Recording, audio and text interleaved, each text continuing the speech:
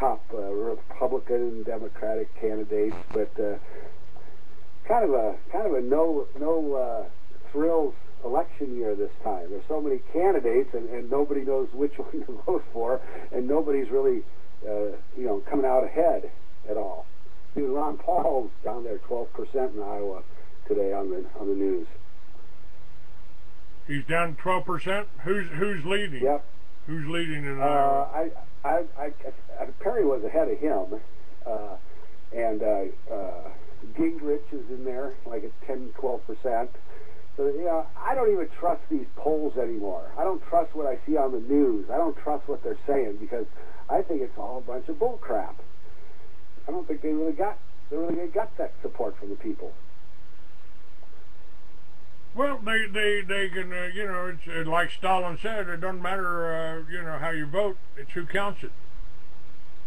Well, that's true, but it's also, in this country, we go by the Electoral College still, and one of the things that I found out from one of your previous guests was that by January 31st, you have to have hired, that means paid for, your own electoral candidates to even get into the presidential race for office. If you haven't paid for your electoral candidates by January 31st of the election year, you're not going to be in the race, because you can't get in it. They won't let you in the gate, so to speak. But if you have, then you have a chance in hell to get elected.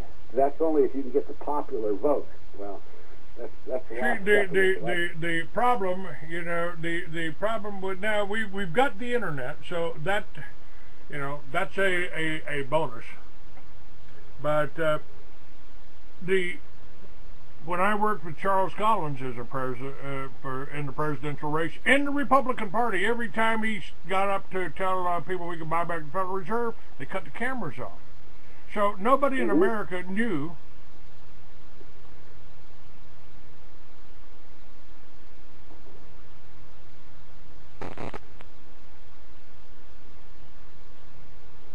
it. And Rick Perry, I mean, you want to vote for Rick Perry? Well, sure. He'll force your children to take Gardasil vaccines, and it's already killed 23 people. Right.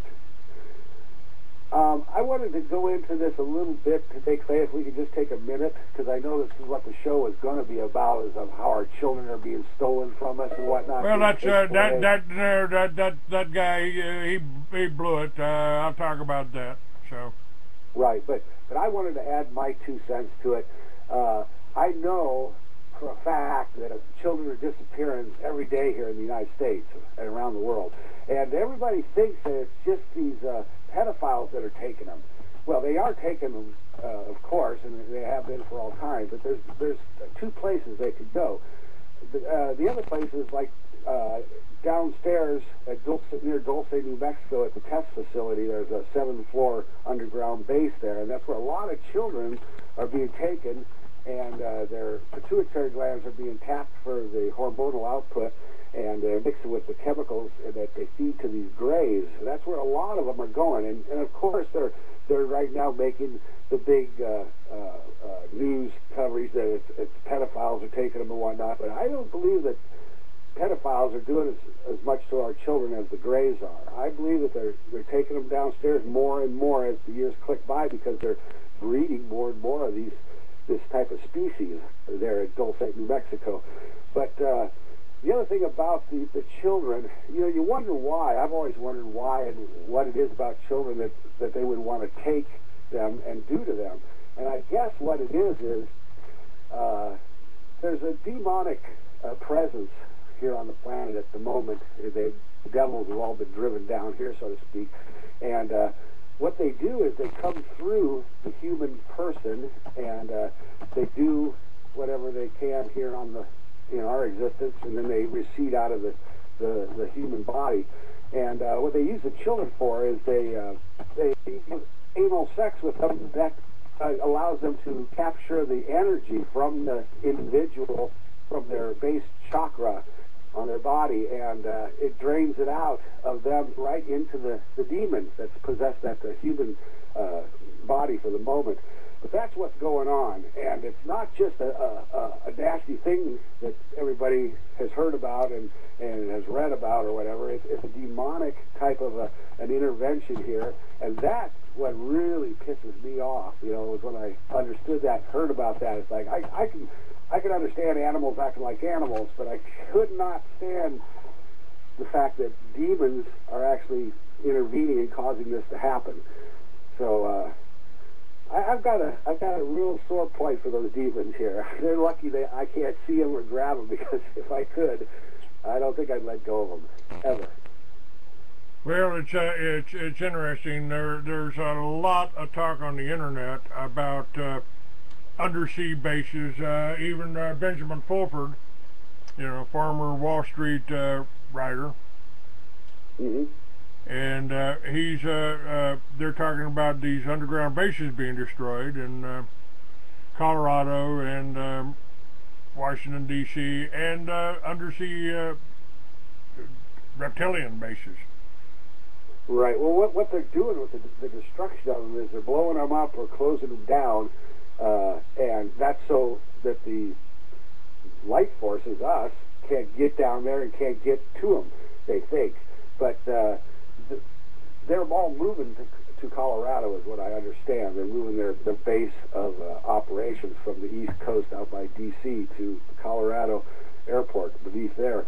But they're just running. They're like a bunch of ants, you know. They're just trying to get away from whatever. But I don't really worry about it too much anymore. It used to kind of upset me and kind of make me think, you know, maybe they had something going on, but they haven't got anything going on. They're just running. They're running from their own tails right now. Now, you still believe something is going to happen here in the next year? I mean, 2012. You know, we've heard about it for years. I see something coming down for you and I in the next 90 days, and I'll be surprised if it doesn't. All you listeners out there, just watch and see what I'm talking about, because we're in the final phase here. This is the final. This is the time that Clayton's been working towards for 40 years, and I've been working towards for about 30 years, and I'm excited. I'm all ready to go. But what we need is the financing, and it's got to be big, and it's got to be coming from the right source. Well, you know, we've got to look. I've already got music written for the movie of Solomon. You know, my other two books, the One Bloody Alabaster Eye, Deadly Flashes of Silver, are perfect for movies, and they're set currently in what's happening now. You know, my character, and that's on a discovery, and you know, we've already got talked about prison camps, and that's what I wrote in over 2 years ago. You know. 10 years ago, I wrote about prison camps before we funded, you know, Halliburton to build them. We gave them $350 million to build these detention centers, and they ain't for illegals. They're not putting any illegals in. They're for you, folks. I've got all those. I've got all that available now. Let me go back, and you, like I said, you've got the Solomon series that I wrote long ago.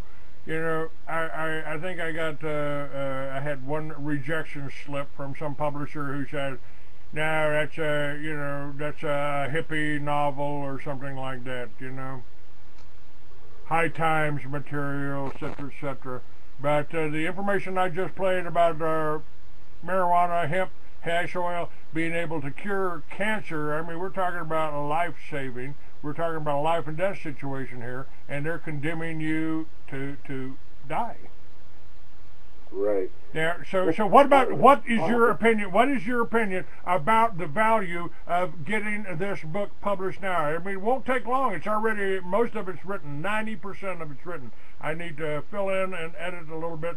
I'd like your opinion on it. You're the only other person on earth outside of Jimmy Gray and an ex-wife or two that has read this. I would, if I were you, contact PublishAmerica.com. It's an all-female-owned company, and they're the ones that took my manuscript and put it into a book form for me. And it was like a blessing from God. I couldn't believe it because, you know, you just think to yourself, heck with the women. I'm not going to go with a woman company. I'm not going to do this. But they actually, I sent it to a guy named Michael, who is a survey guy that takes a look at everything, and he jumped on it right away. And I asked him why, and he said because it's new, it's different, and he thought it would sell. And I thought, well, good enough. We'll give it a try. So just give them a call, Clayton. I don't know. You know, PublishAmerica.com. Yep, it's like shooting fish in a barrel. You just don't know what fun you're going to get. Well, that's what I'm doing now. What I'm planning on doing, I've made a comment. I'm going to change it a little bit. I'm going to go back to being what I've always been, an author. I've got books out. I've got books for sale, and if you haven't got it by now, folks, if you don't realize how you're being oppressed and all of the methods that's used, I'm tired of talking about it. I prefer to write what you might consider science fiction about the powers of the mind, about the powers of being in touch with our deity, and we can, if we can conquer our fear and understand we're a lot more powerful than you believe. I think this. I believe we are. I think. And I've seen it happen, and I've seen it happen again. It's part of it's the way you think, and part of it's the way you present yourself. And I got books for sale. That's what I do. I make books and I sell books. I've sold them as Free American, and 10,000 people went out and bought them, month after month of month.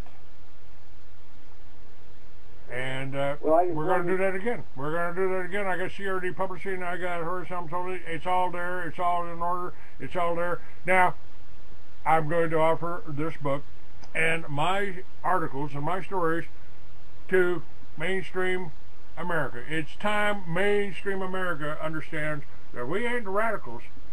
We're the futurists. We're the seers. We're the prophets.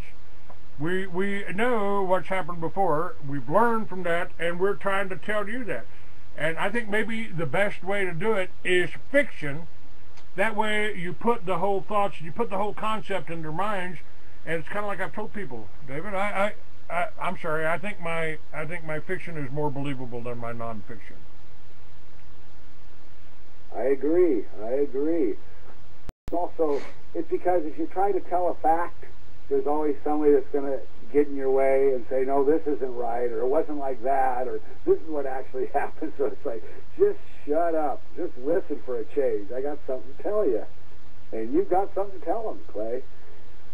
It's just like the Bible. It had to be written before it could happen. And you had to write this stuff before it could happen. And now we're ready. We've got all our ducks in a row, and we're all ready for the next election. And one of these days, Clayton, the shadow will come out once again, like we talked about yesterday when you called me. I think you're going to be hosting a radio show and an internet show or television show. One of these days, our internet and our television set are going to become one and the same. It's going to here. Let me show you what I think is the future. Okay. It's the smartphones. Yeah. The smartphones are the future. You can get the internet on this. You can get the radio on this. You can get my radio shows on this. You can watch my movies on this. This is where it will be at. Mm-hmm. Yep, you're right.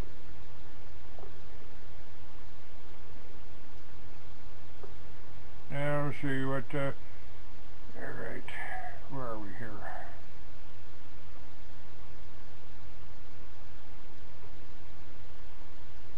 Yeah, from Thailand, Fiscal is says he doesn't share your optimism. Too many dumb people out there. Well, the fact that there's dumb people or uneducated people around has never really bothered me. I mean, it's never really been a problem in all the time. What you need to do with a herd of cattle is you got to get to the front of them, and you got to start to lead them. And then they'll all follow you. They follow each other. They say, well, if this is good for you, it must be good for me. And that's the kind of thinking we have to impress upon the people. But what we have in this day and age, which they've never had before, is we have the television, the internet, the radio. We even have the ability to go around and speak in person and shake hands, and that's what we're going to be doing this next summer. And that's what this next year is going to be all about, is meeting the people and getting down there on the grassroots level with them.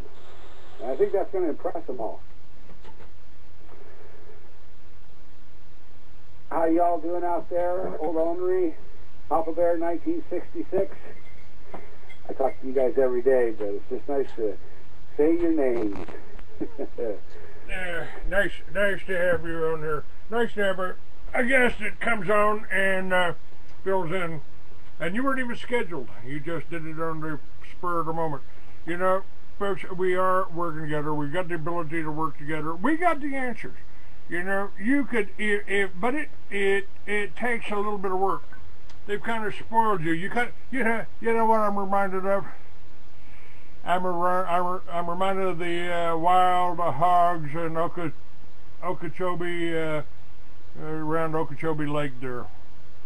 They were really a pain in the ass. They were really hassling people, and then they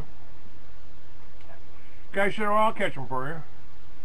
How you gonna catch him, man? We can't even shoot the bastard. No, I'll catch him. And he just kept giving them free corn. Yeah. And finally, he just shut the gate on them one day. And that's where the American people are. They want something. They want the government to handle their problems. They don't want to grow their own food. They don't want to go to the expense of putting a garden in. They don't want to learn how to build. You've been ran to those schools and programmed to walk down the hallway when the bell rings. Right. Well, they don't know how to do it anymore, Clayton. It's been a couple generations since they grew their own food. But we could teach them. Well, that's what each Liberty Village will be. First of all, they got their own schools. We'll have our own classrooms. It'll be your living room. The Timothy Bible College and the Little Red Schoolhouse will be available on your computer. The only thing we need is a satellite and or cable. We'll take advantage of everything we've already got. We don't have to change nothing. We don't have to tear nothing down. We don't have to blow nothing up. It's just a change in our thing. You know, we're not going to be paying the banks. We're going to be working together, and we're going to be paying the guy that owns the property that we're camping on, that we're setting up on. We're going to be paying him instead of the banks. Exactly. And they're not going to be ripping us off for 10 times the money we put in our own account, loaning it out. But it's not going to happen anymore. I can't stand that thought. Yeah, let's say, we'll loan you the money to buy this car. How about just help me build it? Yeah, exactly. It's going to be a whole new day here in just a little bit, Clayton, and I can feel it coming. I'm so positive for it. In fact, you know, that's the whole reason you and I are even here, is because our Creator believes that we can actually pull this off. That's right. And, you know, folks, I'm not doing this to get rich. You know, I've been fairly well off throughout my life most of the time. Not right now, but tremendous amount of pressure. If you buy my book, if you order my book, you'll be able to read about everything I've gone through in the last 7 years. It's almost like a Stephen King novel, you know. You just can't believe all this is happening to you, you know.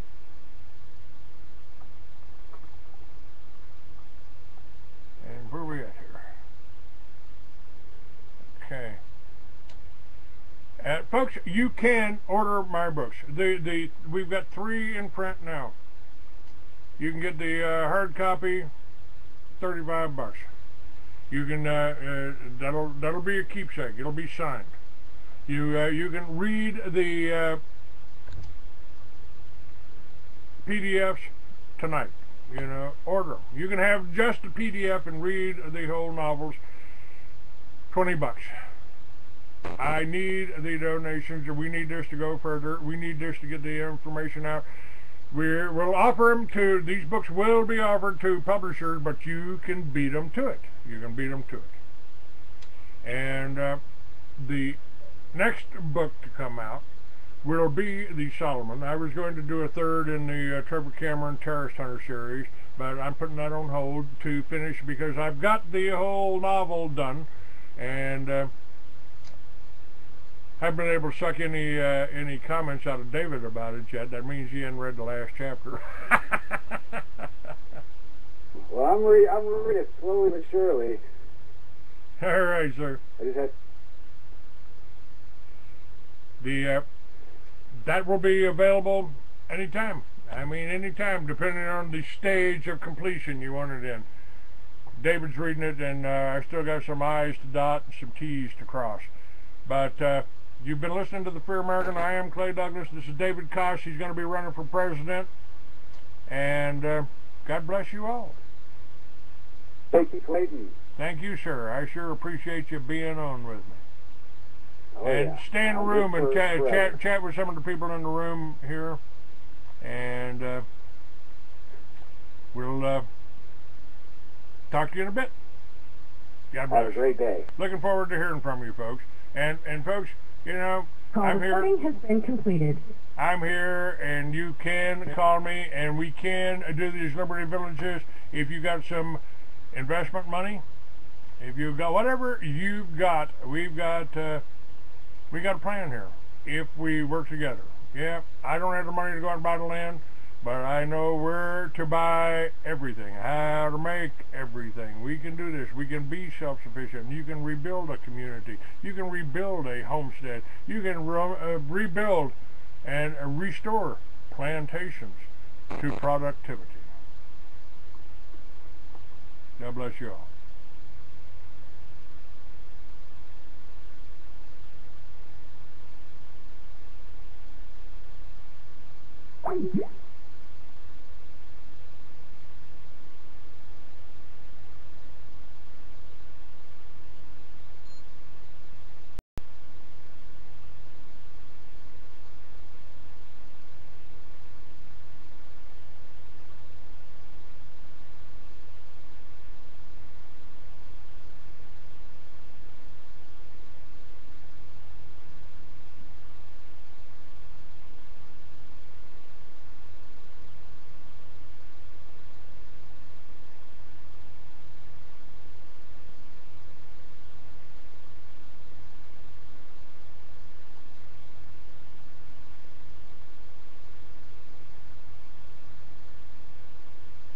You just never know. So, I'm going to do some of my original stuff for you, and gosh, I hope you like this. I write odd songs. I'm an odd person, and they come out kind of odd. This is something that I wrote about 3 weeks ago. I'm not even sure it's done yet. It's at that point. I'm just looking at it and thinking, you know, it's not a bad little tune. It's a thing called Out on the Road. I hope you like it.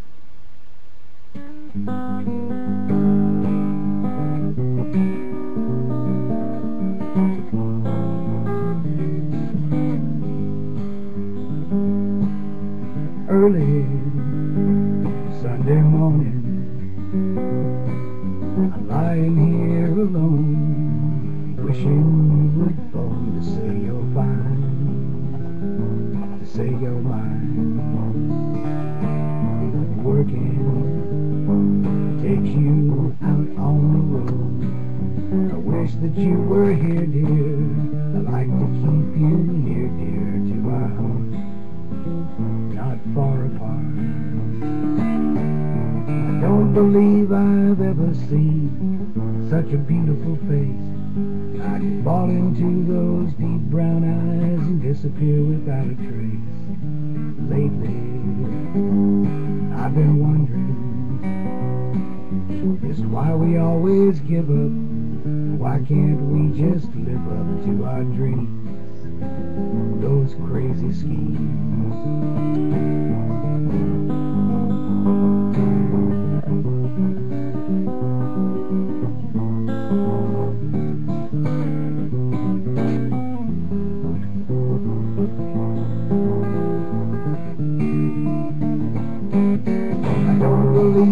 have ever seen such a beautiful face.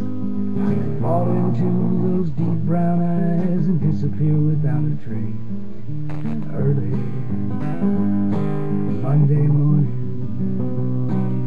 I'm lying here beside you. I can feel the love inside you start to glow. Just let it flow.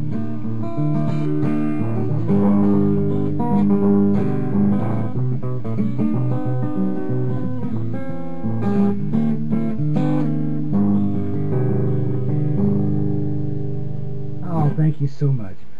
Out on the road, and it's I actually did have a girlfriend a long time ago that drove cars to L.A. and then flew back. That was the way she made her living, and she was gone a lot of the time, and I worried about her.